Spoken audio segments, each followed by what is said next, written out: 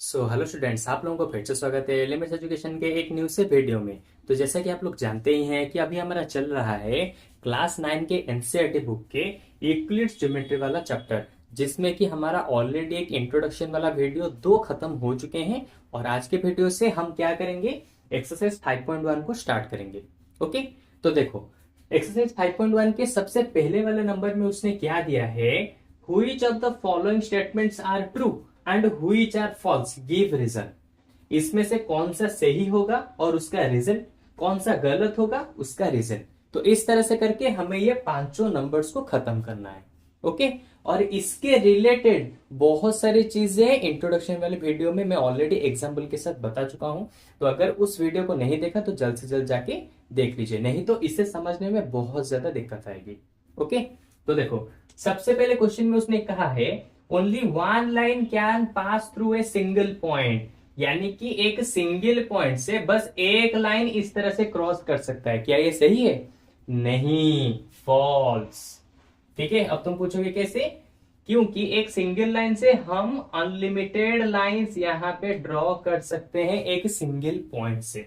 देख ही सकते हो जैसे यहां पे हम ड्रॉ करें हैं। ओके, तो देखो इसका रीजन क्या लिखोगे, इनफाइनाइट lines can draw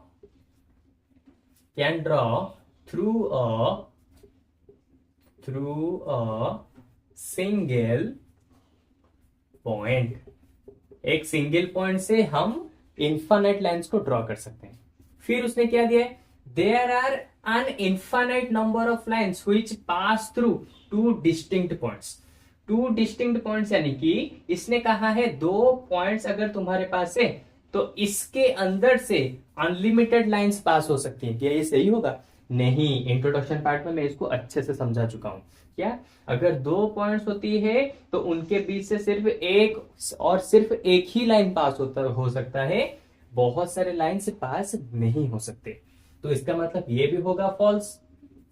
और इसका रीजन क्या होगा, only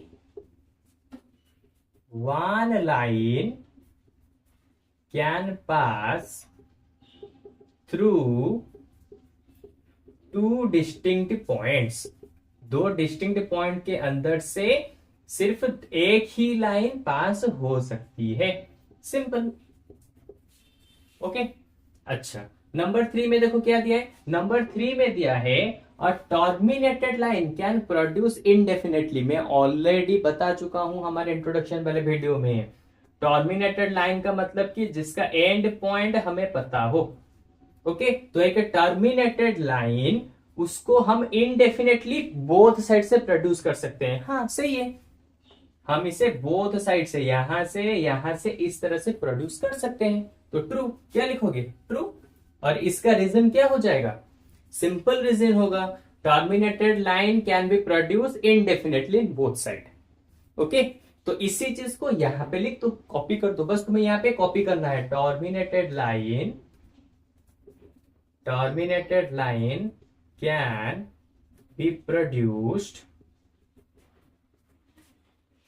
indefinitely on both sides. बस इसी चीज को कॉपी करना है, जो ट्रू होगा उसी चीज को यहां पे लाके कॉपी कर दो, इतना सिंपल ही है। फिर उसने क्या दिया है, if two circles are equal then radii are equal. अगर दो सर्कल्स हैं तुम्हारे पास, दोनों एक दूसरे के साथ इक्वल हैं, तो उनके रेडियाई भी इक्वल होंगे। हाँ हमें पता है क्या होगा, ये हो जाएगा ट्रू। अरे भाई, अगर दो सर्कल एक दूसरे के साथ इक्वल होती है तो उनका रेडियाई भी एक दूसरे के साथ इक्वल होता है, एरिया भी इक्वल होता है, सरकमफेरेंस भी इक्वल हो सकता है, मतलब कि होता ही है। ओके, तो यहां पे क्या लिखोगे, सिंपल इसी चीज को लाके कॉपी कर दो। ठीक है, क्या लिखना है, two circles are equal then the radii are equal. बस इसी चीज को कॉपी करो। कॉपी करने के बाद एक दोष मतलब कि एक दूसरी चीज भी, एक्स्ट्रा चीज भी तुम यहां पे लिख सकते हो, और वो क्या होगा, द एरिया सरकमफेरेंस। ठीक है, area circumference are also equal, यानी कि ये सब चीजें भी यहां पे इक्वल हो सकती है। यानी कि हो सकती है, यानी कि होगी ही होगी। अगर दो सर्कल्स एक दूसरे के साथ इक्वल हैं तो उनका रेडियाई भी इक्वल होगा, सर्कमफेरेंस भी इक्वल होगा, एरिया भी इक्वल होगा, सब कुछ इक्वल होंगे। ओके, सिंपल तुम्हें इस नंबर में क्या करना है, ट्रू लिख के if two circles are equal then radii also equal, इस तरह से लिखोगे। उसके बाद मैंने जो यहाँ पे लिखा उसी चीज को लिखना है, क्योंकि ये चीज ऑलरेडी क्वेश्चन में दिया है, इसलिए मैं इसको रिपीट करके नहीं लिख रहा हूं, लेकिन तुम्हें लिखना ही पड़ेगा। उसे लिखने के बाद इस वाले लाइन को लिखना है। ओके, फिर देखो यहां पे दिया है if A B equal to P Q and P Q equal to X Y then A B also equal to X Y, यानी कि अगर ए बी यहां पे इक्वल है पी क्यू के साथ और एक्स यू भी इक्वल है पी क्यू के साथ, तो इसका मतलब ए बी और एक्स यू यानी कि ए बी और एक्स यू ये दोनों एक दूसरे के साथ इक्वल होंगी। हमें पता है ट्रू होगा। अब तुम बोलोगे सर इसका रीजन क्या होगा, सिंपल सा रीजन होगा, थिंग्स which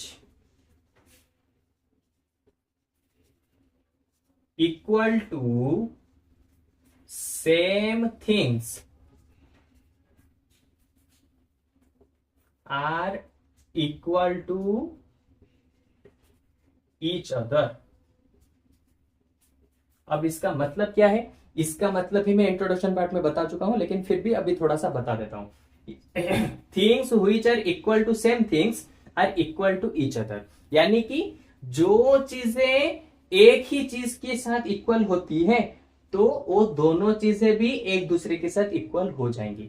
अगर ये दोनों चीजें एक ही चीज के साथ इक्वल होती है तो ये दोनों चीजें भी एक दूसरे के साथ इक्वल हो जाएंगी। इसी चीज को हमने स्टेटमेंट में लिख दिया। ओके, तो इसी के साथ हमारा नंबर 1 पूरा का पूरा कंप्लीट हो गया। अब चलते हैं नंबर 2 की तरफ। तो सबसे पहले मैं इसको इरेज कर देता हूं। ओके, तो चलो, तो देखो नंबर 2 में क्या दिया है, give a definition for each of the following terms, are there other terms that need to be defined first, what are they and how might you define them. यानी कि इसने कहा है यहां पे जो तुम्हारे टर्म्स दिए हैं उन टर्म्स को तुम्हें डिफाइन करना है, उनके डेफिनेशन को लिखना है। उसके साथ अगर इन सभी के बारे में जानने से पहले और भी कुछ तुम्हें जानना है तो उन सभी चीजों को कैसे डिफाइन करोगे।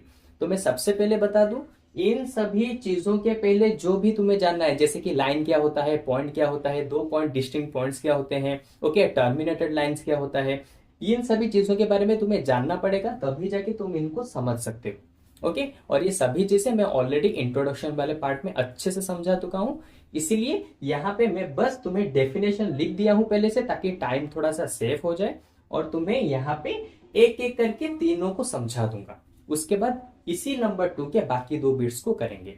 ओके, अच्छा, तो इसीलिए इनको समझने से पहले इंट्रोडक्शन वाला वीडियो अच्छे से देख लो। तो देखो सबसे पहले दिए पैरेलल लाइंस।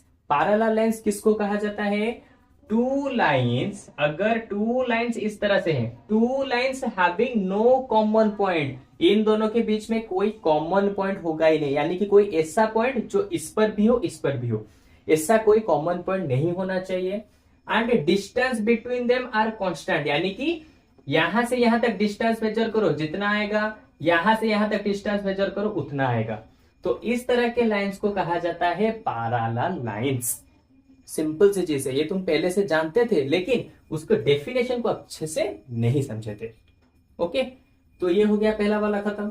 सेकंड में दिया है परपेंडिकुलर लाइंस किसको कहा जाता है, परपेंडिकुलर लाइंस किसको कहा जाता है, देखो two lines which form 90 degree, जो एक दूसरे के साथ मिलने के बाद 90 डिग्री फॉर्म करते हैं, angle form 90 degree angle with each other are called perpendicular lines. अगर दो लाइंस पास पास में हैं और एक दूसरे को 90 डिग्री के एंगल पर टच करते हैं तो उस तरह के लाइंस को कहा जाता है परपेंडिकुलर लाइंस। तो देखो यहाँ पे 90 डिग्री फॉर्म हुआ है। सेम चीज अगर मैं एक और एग्जांपल लूं तो ये भी हमारा होगा 90 डिग्री का एक, यानी कि परपेंडिकुलर लाइंस का एक सिंपल एग्जांपल हो जाएगा ये।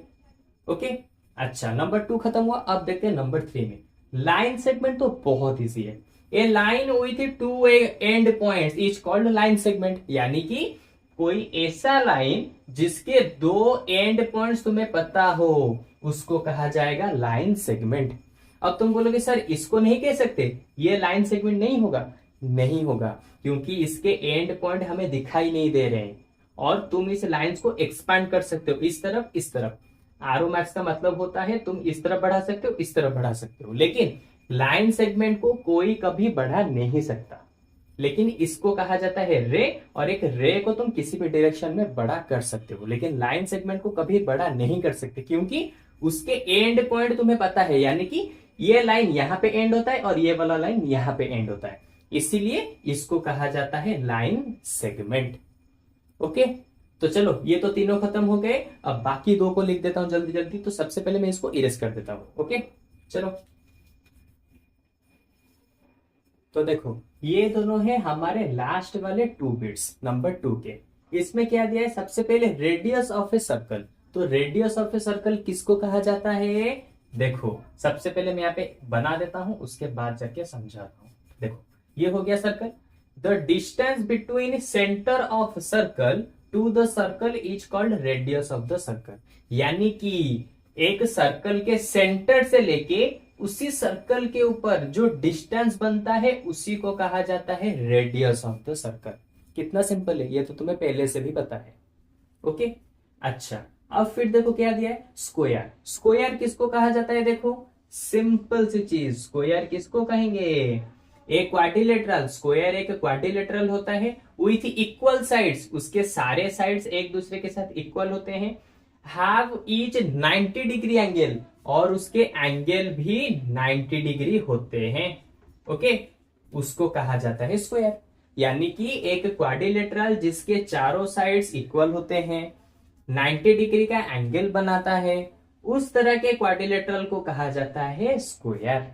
सिंपल सा चीज है जो कि तुम पहले से भी जानते हो। ओके, तो चलो इसी के साथ हमारा नंबर 2 यानी कि नंबर 1 और 2 दोनों यहाँ पे खत्म होते हैं, और बाकी के जो बचे नंबर 3, 4, 5, 6 हम इसी तरह से आने वाले क्लासेस में धीरे धीरे करके खत्म करते रहेंगे। क्योंकि अगर मैं एक ही क्लास में तुम्हें सब कुछ समझाने लगा तो वीडियो बहुत ज्यादा लेंथी बनेगा और तुम्हें देखने में भी अच्छा नहीं आएगा और बहुत ज्यादा कंफ्यूजन आएगा समझने में। ओके, तो बाकी के सारे क्वेश्चन इसके नेक्स्ट वाले क्लास से स्टार्ट करेंगे। ओके, तो चलो आज के वीडियो में बस इतना ही। अगर तुम्हें इसके ऊपर कुछ भी डाउट आए तो तुम सिंपली हमारे वेबसाइट के ऊपर जाओ और वहां पे हमारे लाइव डेमो क्लास को ज्वाइन कर लो, जहां पे मैं तुम्हारे से डायरेक्टली बात करके तुम्हारे सारे के सारे डाउट्स को क्लियर कराऊंगा लाइव क्लासेस के दौरान। ओके, तो चलो आज के वीडियो में बस इतना ही। अब हम लोग मिलेंगे इसके एक नेक्स्ट न्यू सी वीडियो में। Okay, bye bye.